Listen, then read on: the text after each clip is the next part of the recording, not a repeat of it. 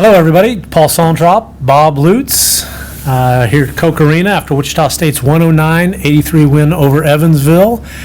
Big night. They sent out two seniors in style, J.R. Simon and Zach Bush. Bob's last game covering the Shockers here in three seniors. There you go. That's right. Yeah, Bob's last game covering the Shockers in this arena.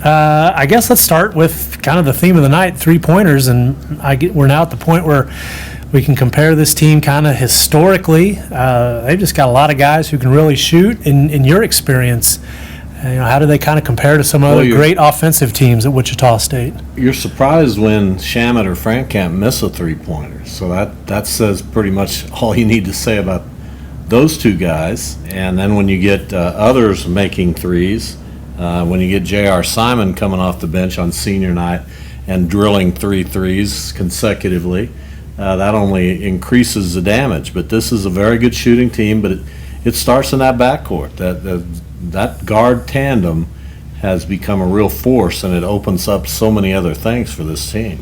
Yeah, if you're going to say that this team has really kind of hit a new level since losing at Illinois State, that backcourt, the play of that backcourt would probably be one of the key factors. They've really played well. Another guy that's shooting the ball really well is Rashard Kelly, that you've got to guard him out to the three-point line too. Yeah, that's a guy that has really come on. I mean, there were points where you wondered if Rashard Kelly was going to be a contributor to this program. He was getting minutes, but he wasn't really doing much with those minutes. Now Rashard Kelly is doing a lot with his minutes.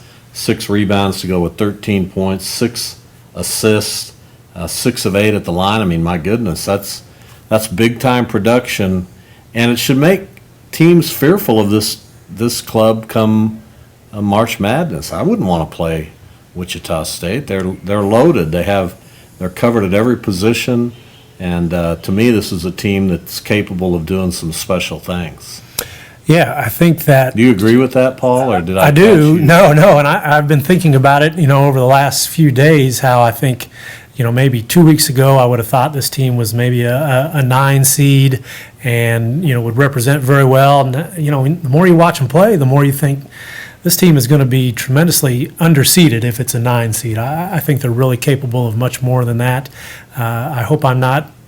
You got to take into consideration the competition. You do, and nobody's been more critical of the competition here in the Missouri Valley Conference. But night after night, when you're blowing teams out, and while these teams aren't great in the Missouri Valley Conference, Evansville's a respectable offensive team at least. And just night after night, Wichita State is bludgeoning the competition in the Missouri Valley Conference, and to me that speaks in volumes, and I don't know how many of the bracketologists are taking that into account the way they should. Yeah, when you watch them, I mean, that 2012 team was a 5 seed. The Drake team, I was thinking about this today, the Drake team in 2008, they were a 5 seed. And I think this team compares very favorably to both of them. Let me just say that if this team played the 2008 Drake team, you wouldn't want the children entering the arena. Adam Emenecker would struggle against this Shocker team. Yeah, maybe so. But it's safe to say both you and I are sold on this team being a legitimate NCAA team and one that will represent very well. And it's going to be interesting if they pop up as a 10 or 11 seed. It's going to be there'll be some complaining from the other side of the bracket. I think. Keep us out of Dayton, Paul. That's all I can ask. Yeah, that would be nice. J.R. Simon and Zach Bush, as far as walk-ons go, they're going to get a lot of attention because they played on so many winning teams. They both had really big personalities. What will you remember about those two? I really like them. Zach Bush is a guy every basketball team needs, not only for his ability as a practice player and a guy that can come in games, but just such a good guy and keeps the team loose. And J.R. Simon's a quality guard, like Greg Marshall said after the game tonight. Both of those guys could probably play a lot of minutes at some other Division I schools. Chose to come here, chose to be a part of a winning tradition like no other in Shocker history, and I think they have a place in that. Yeah, definitely. They both had really good careers, seen a lot of good things, and played a really important role in that. It was nice to see them get to go out and really get their ovations and get their time to shine tonight.